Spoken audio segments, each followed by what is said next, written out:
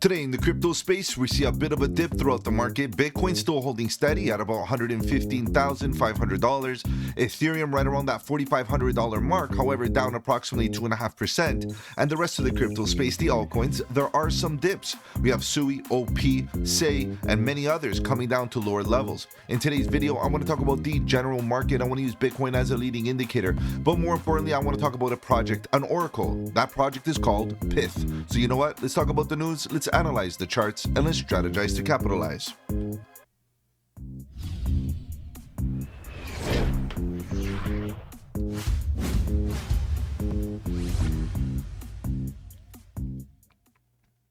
Welcome to the channel. My name is Mike, and let's get right into it, guys. If you're new to the channel, welcome. On the channel, we talk about cryptocurrency, Bitcoin, Ethereum, and all the altcoins, looking for opportunity. Whether we go up or down, bearish or bullish, it doesn't matter. All we want to do is stay one step ahead of the market so that we can capitalize on any of the volatility. And if you appreciate the strategy, subscribe to the channel, click the bell so you don't miss out on any of my future videos, including the live streams at 8 p.m. EST, where we talk about crypto news and price action. Guys, if you have any projects you want me to cover on the channel, feel free to let me know in the comment section below. You can hit me up on the socials. The links are in the description. Better yet, guys, join the Discord. The Discord is where it's at. Lots of good alpha, trade setups, fundamentals, and learning material. The best part is it's absolutely free. All right, guys, let's begin. Let's see what's going on here with the market, because we do see a bit of volatility today, particularly to the downside. Nothing crazy. However, it is a little bit, red. And we do see that the market cap is proving the fact that, capital's not leaving the space. We're still at $4 trillion, guys. We are still above $4 trillion. Don't forget, about a week ago, we were below $4 trillion. Now we're still above. So we're still holding steady. In fact, trading volume has increased in the last little bit, but unfortunately, that trading volume is into the sell pressure as the market cap was falling. So that means that, the sell-off has a bit of market participation. It's not a lot, but it definitely is there. Now, I'm more curious as to what we see here on a bullish response. We saw all the markets open. The Asian market, UK, and New York opened. And, even New York, he didn't hold up too well. But nonetheless, guys, we have to see where the bullish response starts and where the bulls are ready to step in. As you can see, the Bitcoin price is still holding steady. Does look a bit rounded here. I don't like the rounded tops. I'm more of a rounded bottom type of guy. But at the end of the day, guys, it is what it is. Do we want to get shaken out here? It's possible that we dip. It's possible that it's a shakeout. It's lots of possibility here, guys. Of course, and tonight we'll talk about Bitcoin. We'll talk about Ethereum. We'll use the Bitcoin dominance, all the little metrics that we cover in order to really navigate this market. Ethereum is already on a decline. And you guys know that I've been a little bit worried about, Ethereum's market structure, given the fact that it already produced a lower high and a lower low. And it does seem like it's in a short-term downtrend. Just keep in mind that these fractals right here are the 1-hour fractal, which means that ultimately, guys, it's short-term volatility that we're experiencing right now. And it's very evident based on the percentages, guys. It's only a 2% dip, 3% dip. And if some projects didn't even really dip today, 1%. Okay, Solana more than others, but Solana has been doing good, so it has a bit of margin still left, for a bit of a dip. It's still up 9% for the last 7 days. Guys, obviously, we want to see more. Obviously, we want to see the market run up and do well. The thing is, guys, just before the transition between bearish and bullish, that is usually where we get a lot of volatility, a lot of crazy price action that usually, induces those emotions. And that's one thing that we have to keep in mind, is at the current moment, we could be coming down for a dip, which is a great buy opportunity, no doubt. But maybe those buy the dip opportunities are going to be quick flash crashes, and reversals are going to be strong and essentially continue the bullishness to the upside. And that is indicative of an altcoin season and a bull run. So we have to understand that these times right now, market makers have tons of incentive to play some games. So let's just keep an eye on what's going on here in reality, in terms of emotion, in terms of smart money, because at the end of the day, you buy dips, you don't buy pumps. That's the truth. Dogecoin coming down about 5%, and we got a few others, 2%, as you can see. Even Cardano coming down. Not a good look, not a good structure, confirming a lower low here. But it is what it is, guys. Overall, some of these projects are reversing. As you can see, even SUI coming down for a bit of a hit here. AVAX still holding steady. AVAX came into this negativity with a lot of strength and a lot of positive momentum. So it's neutralizing the majority of the negativity in the last little while, which is good. Sign of strength, no doubt. But no buy the dip opportunity, which means they didn't give the bulls the opportunity to accumulate and put in those bullish bids at lower levels. Whereas other projects already have done that, meaning meaning that on their bullish response, they could have some good strength as well. So that's the thing, guys. Do we come down for buying the dip? Do we come down to put it on the discount so that we can accumulate more bullish bids? Or do we come down really just to inflict pain? And the good news is that it's kind of both. When you feel pain, when you see pain and you see red, it is an opportunity, right? It is an opportunity, right? Because ultimately we know that there's capitulation happening. And I can feel, I can sense in the last 48 hours, there's a little bit of that fear and emotion happening right now. Uniswap showing us the way to the downside based on Ethereum's lead, obviously. Anything Ethereum based hasn't been looking the greatest. We have a few other dips here and there, and you can see the maximum we're really seeing here is about 5%. Pepe is a little bit higher, but you get what I mean. I would say the 5% move to the downside is probably the bigger one, but generally speaking, guys, some of these projects are not even dipping, and some of them are down 2%. So overall, yes, a negative day, but nothing crazy. It's not like a double-digit day yet. And if you look at the last 7 days, a lot of projects are not even in the red yet. So look at KuCoin, still looking good, up 10% overall. We got many others, right? We got some up significantly, never mind, right? But Flare's looking good. We got, some others. So that's the reality. Let's take it as an aggregate. Let's take a look at, what's really happening big picture. And I'll tell you this, nothing's really happening just yet.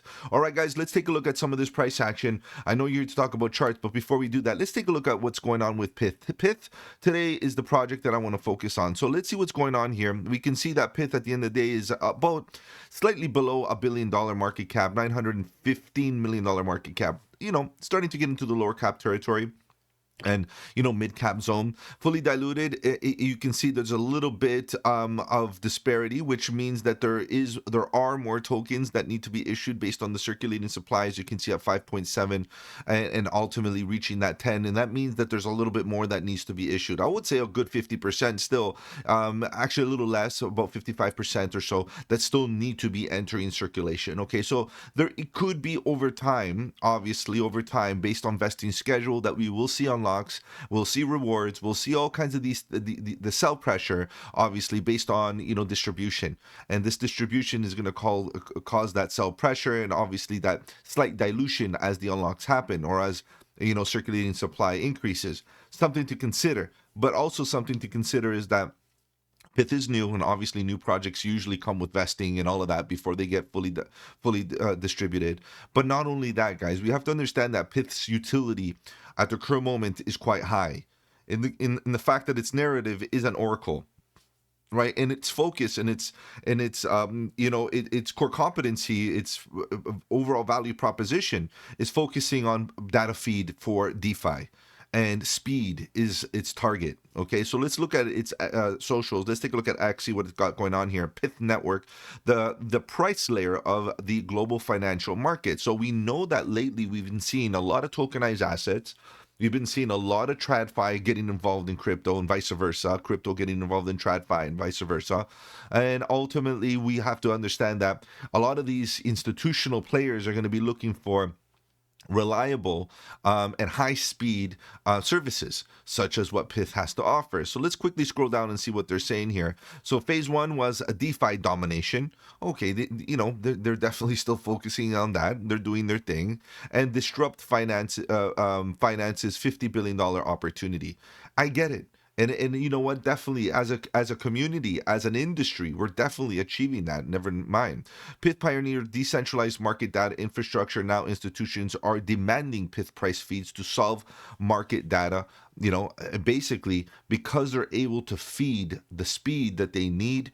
Guys, ultimately PYTH is that software solution. Okay, so just keep that in mind. Institutional grade feeds demand institutional grade sources. This is what we're talking about here. So SPY, the most traded ETF, and its PYTH feed is live on 100 blockchains, powering apps like all of these and more. So we have to understand that PYTH is focused on providing data feeds for DeFi across all kinds of chains, a chain agnostic application here, and ultimately that's what makes PYTH powerful in today's cycle. Given that a lot of these new L1s are focusing on speed, and even older ones that got upgrades are focusing on speed.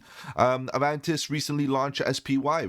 perpetual market with 100x leverage on base, and base right now is buzzing. If you guys haven't heard, the base is probably coming out with a coin on their own, and it's powered by PYTH, real-time price feed. This is the bullishness that we're looking for in an oracle. So there's a few other oracles, obviously the Chainlink, the OG, the heavyweight of the narrative, and we got Red and many others, right? So but PYTH is second, right? This right now PYTH is fighting for top spot, and it does feel like ultimately, if Wall Street keeps on adopting it, PYTH has a good chance. Obviously, Chainlink is there, Chainlink's the beast, and PYTH is offering something also. And could it absorb a portion of the total market cap? Of course it can, and that's a good thing. All right, guys, let's take a look at the price action. I know we're here to talk about charts, so let's begin. Let's see what's going on with that PYTH chart, because ultimately the question is, after a breakout and a retracement, do we start accumulating once again? Let's take a look at this in a little bit more detail. Now, ultimately, big picture, structurally speaking, we broke out very nicely here on PYTH, and we call that breakout on the dollar. Literally, we were right here on the cent. Never mind, we were right around this level, and we talked about it on the live stream. This was a good horizontal structure. We got into the structure, and bang, and then all of a sudden now it's like, okay, if you took profits, congrats. The targets of these falling type of structures are usually the base, right? So we got close enough, and that was the target, close enough. If you were able to scale out, great. And if you weren't, I feel your pain. We're round tripping just a little bit. The good news is that even if you did scale into these levels, right, ultimately, number one, we haven't reached there yet. Number two, that is a max pain level, right? So we got to understand there's a lot of market participation there, evidently based on volume. You can see the volume profile showing us that there's a lot of market participation in that zone, and ultimately, yes, that could be an opportunity again to buy a backtest confirmation, right? If we can produce a higher low of some sort, which we'll talk about in a second, the possibilities here, as long as we don't start breaking down, get into that structure once again, like right into here, I think we're okay. So we broke the diagonal, which you guys know I don't trade trend lines whatsoever. Okay, trend lines, in my opinion, don't represent much. In fact, what it does is it traps up retail liquidity. So what I'm going to have to focus on is horizontals, maybe EMAs, because there's some good EMA traders out there that focus on EMAs, and the EMAs generally define trend, and ultimately market structure is key in with liquidity, right? So we can see there's a lot of incentive to come down to the zone. However, does it have to? Does it have to come down here? Well, let's take a look at what's going on here quick as far as market structure. You can see the retracement was quite deep. If we take a Fibonacci, it's very clear in the discount zone right now. If you take the swing low to the swing high, quick blow off and retracement, it fell slightly below the golden pocket and is currently holding that golden pocket zone. One may argue that we're in a retracement, basically impulse and then down A, B, and then C for another impulsive move to the downside, coming down to the point of control to about 12 cents. That's very possible, guys, because that's max pain. The market makers have a reason to get there, right? A ton of liquidity is trapped up in there. Lots of liquidations could happen with stop losses triggered down here at 10 cents. Does it have to happen? No. Could it happen? Yes. But as of now, it's hard to get bearish. It is hard to get bearish. Market conditions are still great. I know right now we're in a bit of red, a couple percent to the downside hurts. I get it. But ultimately we're still okay. Why? Because really we got a confirmation high, a lower high. It does look like a dead cat bounce, not confirmed just yet. I would love to see a swing failure to see what happens upon a swing failure. Ultimately, I'm going to tell you this, guys. I need a little bit more data here. It's very hard to come up with a conclusion with only one bounce that looks like a dead cat bounce, right? Let's take a look at oscillators here for a second. Let's expand this. By the way, guys, if you want to know more about Synergy Signal, which is the oscillator of choice right here, as you can see, links are in the description below. As you can see, we do see the volatility coming down. It's looking oversold. The EMAs are facing down with red histogram bars. I don't appreciate that. No doubt. And I'm looking at the daily right now, so I don't appreciate that. I do appreciate that we're slightly overbought. I do appreciate the fact that we could be gearing up for another bullish response on volatility. But at the end of the day, momentum stuck in the chop zone, volatility's to the downside, and so is the trend oscillator. Definitely looking a little bit slumpy here on the daily. I would say this: I'm expecting, a bullish response to actually change my mind here. Because if not, the bearish continuation is very, very possible here. Okay, and unfortunately, that's the case. Liquidity zone is right here. It's not going to be a huge dip, but I'm anticipating if we do come down to this zone, we're going to, try to hunt that liquidity as much as we can, and then we have to pay attention to a structure or some sort of response, a defensive response from the bulls. Do we come down to this level and hesitate and roll over? Maybe there's not enough strength of the bears to actually break through all of this volume. Maybe that's the case, or maybe they do. Maybe they do come down and hunt this liquidity and maybe sweep these lows, and that would be really, really painful, and then get back above. That's all very possible. But in the meantime, we also have to understand the short-term time frame. So let's drop to the lower time frames and analyze what's really happening here, and jump to the 6 hour, and you'll see that I've already been looking at this a while back. And we've been talking about the possibility of this dead cat bounce. I don't even remember when I covered this before. I must have done this on the live streams, guys. Join me live at 8 p.m. EST, guys. We cover charts. We talk about all kinds of setups, opportunities, and so on. And this is what I would be looking for. Is obviously this dip, and you can see that I must have someday have said it, that I would be expecting that based on what's going on here. And that rollover, you can see a quick rejection and around the top. That's an inverse Adam and Eve structure. I don't appreciate them, right? That's not a good look when it's inverse like that. It does look like a little distribution happening.